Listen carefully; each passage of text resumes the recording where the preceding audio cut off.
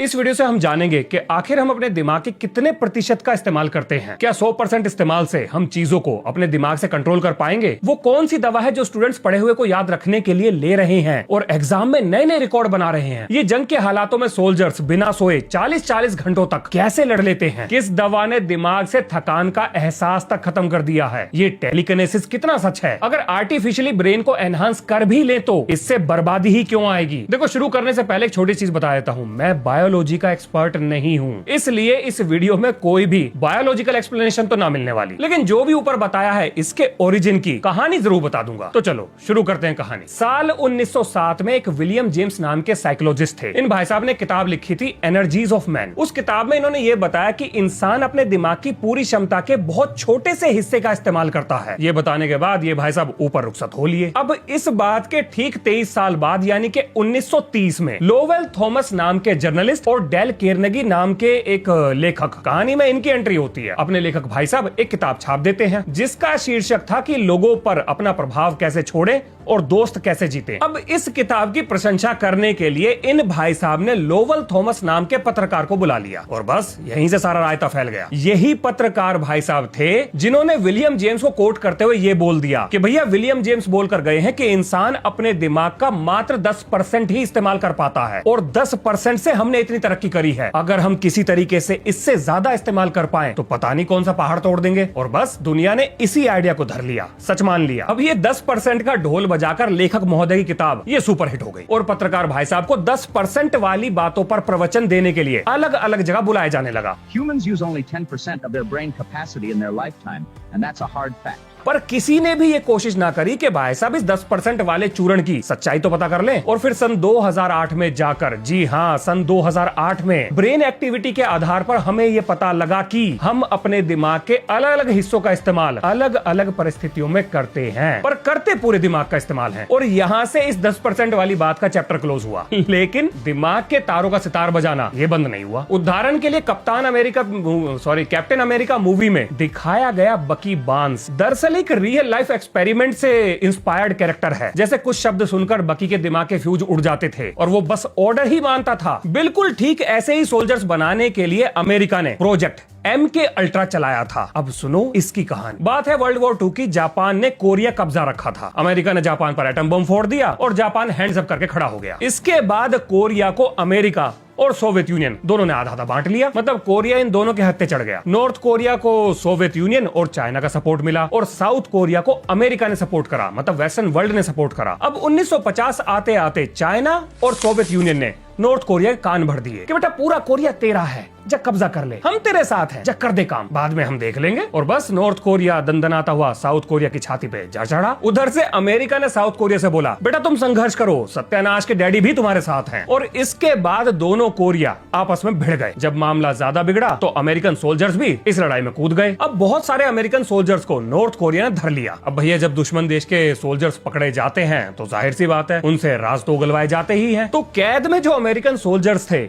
उन्होंने तोते की तरह सब कुछ बकना शुरू कर दिया और इसकी वीडियोग्राफी करके इन्होंने पब्लिक कर दी। और जब अमेरिकन सोल्जर्स ने ये बयानबाजी करी और इंटरनेशनल मुद्दा बन गया, तब अमेरिकी जनरल्स ने अपनी सरकार को ये बताया कि हमारे सोल्जर्स का ब्रेन वॉश किया गया है। मतलब अपनी सरकार को ये चूर्ण बेचा कि सोल्जर्स के ऊपर एक्सपेरिमेंट किए हैं और सोवियत यूनियन और चाइना ने मिलकर हमारे सोल्जर्स के दिमाग में ये बातें प्लांट करी हैं। अब भैया सरकार में बैठे हुए लोगों ने उनसे ये पूछा कि अगर वो लोग ये सब कर रहे हैं तो तुम क्या कर रहे हो, तुम क्यों नहीं कुछ करते? और यहाँ से अमेरिकन रिसर्चर्स ने एक रिपोर्ट पेश करी कि आप तो बातें प्लांट करने की बात कर रहे हो, दिमाग से छेड़छाड़ करके तो अपनी मर्जी के काम तक कराए जा सकते हैं। और बस सरकार खुश, फंड अलॉट कर दिया गया, पैसे की पाइपलाइन चालू कर दी गई। अमेरिकन जनरल्स ने सरकार से ये कहा कि हम ऐसे सोल्जर्स बना सकते हैं जो सिर्फ ऑर्डर मानेंगे, ना कोई सवाल ना कोई जवाब, सिर्फ अपना काम करेंगे। और ऐसे सोल्जर्स के लिए 1950 में CIA ने प्रोजेक्ट ब्लूबर्ड, 1951 में प्रोजेक्ट आर्टिचोक और 1953 में प्रोजेक्ट MK अल्ट्रा की शुरुआत करी थी। यानी कि बकी बार्न्स जैसे सोल्जर्स बनाने वाला प्रोग्राम शुरू हो चुका था। लेकिन ऐसे सोल्जर्स बनाने से पहले CIA को एक्सपेरिमेंट करने के लिए टेस्ट सब्जेक्ट चाहिए थे। मतलब ऐसे सब्जेक्ट जो अगर टेस्ट के दौरान मर भी जाएं तो कोई फर्क ना पड़े। और फिर भैया CIA के ऑर्डर्स पर ऐसे लोगों को जो सड़क पर सोते थे उन्हें रात में उठा लिया गया। जिन लोगों को उम्र कैद हुई थी या डेथ सेंटेंस सुनाया गया था या जिनसे कभी कोई मिलने नहीं आता था, ऐसे कैदियों को जेल से एक्सपेरिमेंट वाली जगह पर ट्रांसफर कर दिया गया। उनके ऊपर एक्सपेरिमेंट हुए, बहुत से लोग मारे गए और बहुत सारे लोगों को तो पागल बनाकर वापस समाज में छोड़ दिया गया। अब आप सोच रहे होंगे इसका नतीजा क्या निकला? वेल, कुछ भी ना भैया। 1955 तक CIA की मिलिट्री रिसर्च डिवीजन को यह बात समझ में आ चुकी थी कि दिमाग एक केमिकल मशीन है। अगर सही केमिकल इंसानी दिमाग को दिया जाए तो उसके सोचने समझने की क्षमता, उसके फोकस, कंसंट्रेशन और यहाँ तक कि उसके इमोशंस को कंट्रोल या बदला जा सकता है। और यही वो टर्निंग पॉइंट था जहां से न्यूट्रोपिक्स नाम के स्मार्ट ड्रग्स का आइडिया जन्म लेता है। यानी ऐसी दवा जो याद रखने की क्षमता, अलर्टनेस, कंसंट्रेशन और किसी भी परिस्थिति में बिना घबराए दिमाग को एक मशीन की तरह काम करने पर मजबूर कर सके। सुनो कहानी। 1960 में बेल्जियम के न्यूरो साइंटिस्ट डॉक्टर कॉर्नेली नींद न आने की समस्या पर काम कर रहे थे। उन्होंने एक दवा बनाई, बनाते बनाते सब गुड़ गोबर हो गया। मतलब ये महाराज बना कुछ और रहे थे और बन कुछ और गया। इनकी दवा नींद लाने के बजाय नींद को ही उड़ा देती है, लेकिन साइड इफेक्ट के रूप में याददाश्त और कंसंट्रेशन दोनों को बढ़ा देती है। इनकी दवा का नाम था पीरासेटाम। ये दुनिया की पहली ऐसी दवा थी जो दिमाग की क्षमता को बढ़ा रही थी। अब इसके बाद अपने खोजकर्ता भाई साहब को जगह जगह भाषणबाजी करने के लिए बुलाया जाने लगा और फिर ये खबर चचा के कानों तक भी पहुंची, मतलब अमेरिका तक पहुंच गई। और बस अमेरिका ने वैज्ञानिकों को पैसा दिया और नई चरस बोने निकल पड़ा। एस्ट्रोनॉट से लेकर सोल्जर्स, फाइटर पायलट, रिसर्चर्स, यहाँ तक कि ओलंपिक एथलीट भी इस दवा को सुपारी की तरह चबा रहे थे। और अब पूरी दुनिया में दिमाग के घोड़े दौड़ाने की रेस शुरू हो जाती है। वेस्टर्न वर्ल्ड दिमाग को तेज करने वाली दवाओं के खोज में अपनी पूरी ताकत झोंक देता है। समय कम है, मुझे किसी भी कीमत पर वो दवा चाहिए। जिसके परिणाम स्वरूप 1970 में फ्रांस के माइकल जोवेट दिमाग से थकान और बोरियत को खत्म करने वाली एड्राफेनिल की खोज करते हैं। ये दवा कितनी पावरफुल थी इसका अंदाजा आप इस बात से लगाइए कि अमेरिका ने इस दवा का इस्तेमाल ऑपरेशन डेजर्ट स्टॉर्म में किया था, जिसके बारे में आपको पता ही होगा। और अगर नहीं पता है तो भाई साहब जिक्र तो छिड़ ही गया है, चलो लगे हाथ इसकी भी कहानी सुन लो। बात है सन 1979 की। ईरान में इस्लामिक रेवोल्यूशन हो चुका था। इराक के अंदर बैठा सद्दाम हुसैन घबरा गया और सद्दाम हुसैन को लगा कि क्यों ना ईरान को पकड़ के कूट दिया जाए। अगर ठीक तरीके से ईरान की कुटाई हो गई तो वो सेंटर में आ जाएगा, मतलब घबरा जाएगा और अपन की कुर्सी सेफ हो जाएगी। और भाई साहब 1980 में इराक ईरान की छाती पर जा चढ़ा। अब देखो ईरान कोई सिंगल पसली तो था नहीं, तो ईरान ने इराक को उल्टा कूट दिया। सद्दाम हुसैन को लगा यार ये तो मामला उल्टा पड़ गया। तब जाकर सद्दाम हुसैन ने सऊदी अरेबिया और कुवैत से पैसे उधार लिए ताकि हथियारों और गोला बारूद की सप्लाई बनी रहे, और सऊदी अरेबिया और कुवैत ने भी पैसे दे दिए। अब भाई साहब पड़ोस में एंटरटेनमेंट चल रहा था तो कौन ही उसे रुकवाना चाहेगा। तो इस एंटरटेनमेंट को कंटिन्यू रखने के लिए इन दोनों देशों ने पैसे दे दिए। फिर 8 साल बाद यूनाइटेड नॉनसेंस को याद आया, मतलब हाँ यूएन की फुल फॉर्म यूनाइटेड नॉनसेंस ही है, किसी काम का ना है।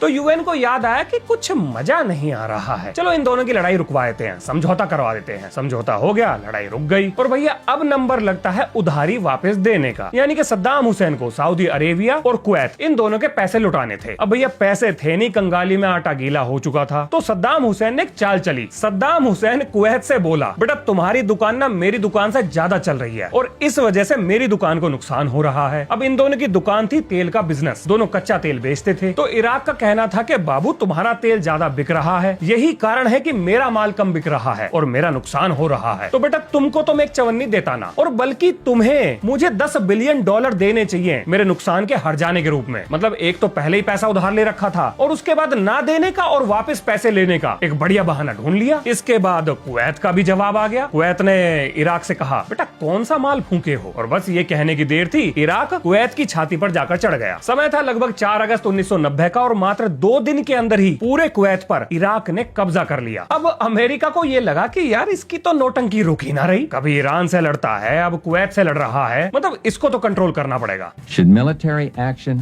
be required, this will not be another Vietnam. इसके बाद अमेरिका ने यूनाइटेड नॉनसेंस की मीटिंग बुलाई और इराक से कहा कि बेटा 15 जनवरी 1991 तक अपना बोर या बिस्तर कुवैत से समेट ले और चुपचाप पतली गली से निकल ले, नहीं तो इसके बाद पकड़कर कूट दिए जाओगे। अब इराक ने मना कर दिया और 17 जनवरी 1991 में 35 देशों की सेनाओं ने मिलकर ऑपरेशन डेजर्ट स्टॉर्म चलाया और इसी ऑपरेशन में अमेरिका ने मोडेनाफिल नाम की दवा का प्रयोग किया था। यही वो दवा थी जिसे लेने के बाद अमेरिका के फाइटर पायलट बिना सोए बिना थके 48 घंटे घंटे तक लगातार अपने मिशंस करते रहे। इसके बाद इराक हारता है, उस पर प्रतिबंध लगते हैं, दुनिया भर के सैंक्शंस लगते हैं और अमेरिका ये सोचता है कि भाई साहब लगे हाथ क्यों ना इसे ठिकाने लगा देते हैं, क्या पता कल को इसे फिर से युद्ध लड़ने की खुजली होने लगे। और इसी के बाद अमेरिका ने इराक पर न्यूक्लियर बॉम्ब बनाने का आरोप लगाया, सद्दाम हुसैन को पकड़ा, उस पर केस चलवाया और भैया टांग दिया और यहां से इराक का चैप्टर क्लोज हो गया। एक कमाल की बात बताऊं, अमेरिकन एजेंसीज ने किसी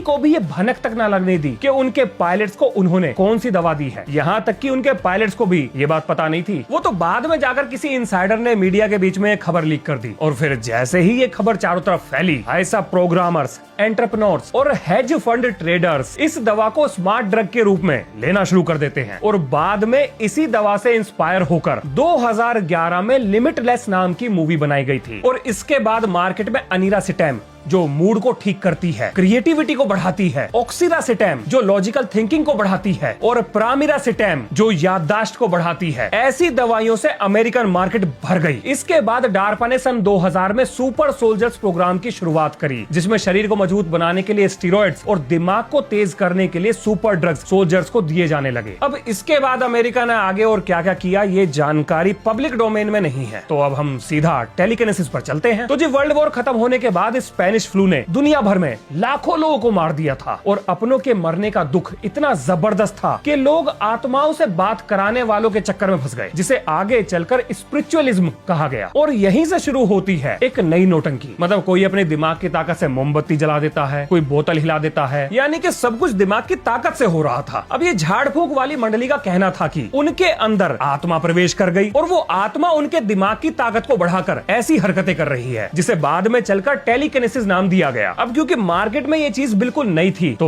वैज्ञानिकों के हत्थे चढ़ गई। वैज्ञानिकों ने इस तरह के वाईफाई वाले बाबाओं को बुलाकर उन पर एक्सपेरिमेंट कर डाले। भाई साहब सारे बाबा फेल हो गए और यहाँ से टेलीकिनेसिस का भी चैप्टर क्लोज कर दिया गया। मतलब आज के समय टेलीकिनेसिस का कोई भी साइंटिफिक प्रूफ नहीं है, ऐसा कोई प्रूफ नहीं है जो रिपीटेबल रिजल्ट प्रोड्यूस कर सके। और रिपीटेबल रिजल्ट से मेरा मतलब है कि एक जैसी परिस्थिति में पावर का इस्तेमाल करके एक जैसा रिजल्ट बार बार प्रोड्यूस किया जा सके, तो ये तो ना होता। अब आते हैं लूसी मूवी में दिखाई गई पावर्स के ऊपर। भाई साहब ये भी ना होता। आज तक दिमाग की मदद से मैटर को कंट्रोल नहीं किया जा सका है। तो विज्ञान ये मानता है कि भैया 10% या 100% वाली जो कहानी मार्केट में उड़ रही है ये पूरी तरह से झूठी है। लेकिन हमारे दिमाग के कुछ राज ऐसे भी हैं जिन्हें आज तक विज्ञान एक्सप्लेन नहीं कर पाया, समझ ही नहीं सका। उनमें से एक है प्लेसिबो इफेक्ट। मतलब ये तो साइंटिफिकली प्रूव हो चुका है कि दिमाग रियलिटी को परिवर्तित कर सकता है, लेकिन कैसे कर रहा है ये किसी को नहीं पता। मतलब अगर किसी को एक नकली दवा दे दी जाए और दिमाग ये स्वीकार कर ले कि ये दवा असली है, तो शरीर में असली बदलाव आने शुरू हो जाते हैं। कमाल की बात यह है कि दिमाग को नहीं पता कि दवा नकली है, लेकिन उस दवा का असर असली होता है। और यहीं पर समस्या है, विज्ञान आज तक नहीं समझ पाया कि हमारा दिमाग रियलिटी को कैसे बदल देता है। इसके बाद दूसरी चीज आती है चोट लगने के बाद एक्स्ट्रा ऑर्डिनरी पावर्स का आ जाना। मतलब दिमाग पे चोट लगी, कुछ लोग मैथ्स में जीनियस हो गए। जिन भाई साहब ने कभी कोई म्यूजिकल इंस्ट्रूमेंट नहीं बजाया वो म्यूजिक के एक्सपर्ट बन गए। इसके बाद जब वैज्ञानिकों को कोई भी जवाब नहीं मिला तो वो इस नतीजे पर पहुंचे कि हमारे दिमाग में सारी जानकारी पहले से ही मौजूद है, लेकिन बस वो छुपी हुई है। और इस तरह की चोटें उस जानकारी को अनलॉक कर देती हैं। लेकिन ये होगा कैसे, किन हालातों में होगा, कब होगा, इसका जवाब आज तक हमारे पास नहीं है। लेकिन वैज्ञानिक इन सवालों के जवाब से ज्यादा किसी और चीज को लेकर परेशान है, और वो है ये कि अगर हम किसी तरीके से इंसानी दिमाग की क्षमता को बढ़ा भी दें तो इसके भयंकर परिणाम निकलेंगे। अब आप सोच रहे होंगे ऐसा कैसे हो सकता है। भाई साहब लग तो रहा है कि ऐसा होगा। ये सुनो, देखो आपको पता होगा कि एलोन भैया एक कंपनी खोलकर बैठे हैं जिसका नाम है न्यूरालिंक। और अभी के लिए कंपनी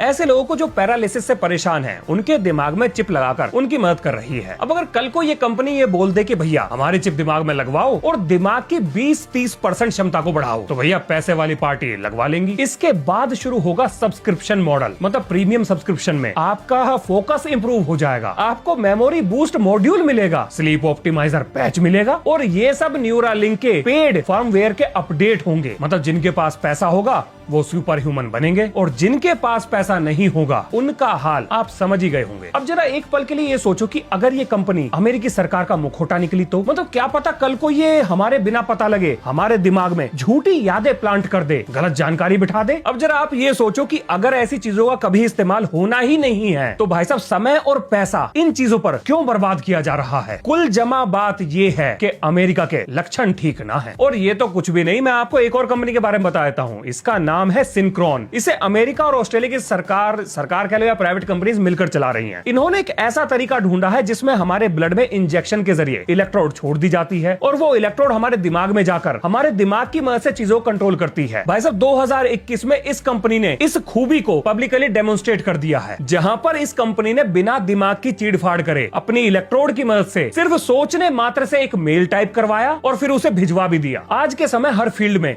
एक नई रेस शुरू हो चुकी है। मतलब स्टूडेंट्स एग्जाम्स के लिए मोडानाफिल ले रहे हैं, कोऑपरेटिव एग्जीक्यूटिव्स डेडलाइंस को मीट करने के लिए एड्रेल ले रहे हैं और सोल्जर्स कॉग्निटिव ड्रग्स ले रहे हैं ताकि स्लीपलेस मिशंस को पूरा किया जा सके। ये सब लोग स्मार्ट दिखते हैं पर ये केमिकल स्लेवरी है। आज के समय फोकस और इंटेलिजेंस ऑर्गेनिक नहीं रहे, ये एक फार्मास्यूटिकल प्रोडक्ट बन चुके हैं। मतलब क्या ये सक्सेस है या एक मॉडर्न एडिक्शन? भाई साहब आज नहीं तो कल लोग अपने दिमाग में चिप तो लगवाएंगे, लेकिन तब एक सवाल जरूर उठेगा कि जो हम सोच रहे हैं वो हम हैं या मशीन? इंसानी दिमाग एक कमाल की चीज है और हमने इसे काबू करने के लिए इलेक्ट्रिकल, केमिकल और डिजिटल तीनों पावर्स को खुला छोड़ दिया। पर क्या हम इसके नतीजे के लिए तैयार हैं? इंसान एक बहुत ही विचित्र प्राणी है। हमने ऐसी मशीनें तो बना ली जो हमारी तरह सोच सके, जिसका नतीजा है एआई, लेकिन अब हम अपने दिमाग को ही मशीनों की तरह सोचने वाला बनाने जा रहे हैं। देखो भैया, दिमाग की क्षमता बढ़ाना सही है या गलत ये आप सोचिए, लेकिन क्या इस ताकत का बंटवारा पैसे, जाति, धर्म को बिना देखे, बिना भेदभाव के हो पाएगा? मतलब क्या अभी भी हमें दुनिया की सबसे ताकतवर चीज के साथ छेड़खानी करनी चाहिए? आप क्या सोचते हैं इसके बारे में? लिखिए अपना जवाब कमेंट में। तो ये है इस वीडियो का अंत। मिलते हैं नेक्स्ट वीडियो में। जय हिंद, जय भारत।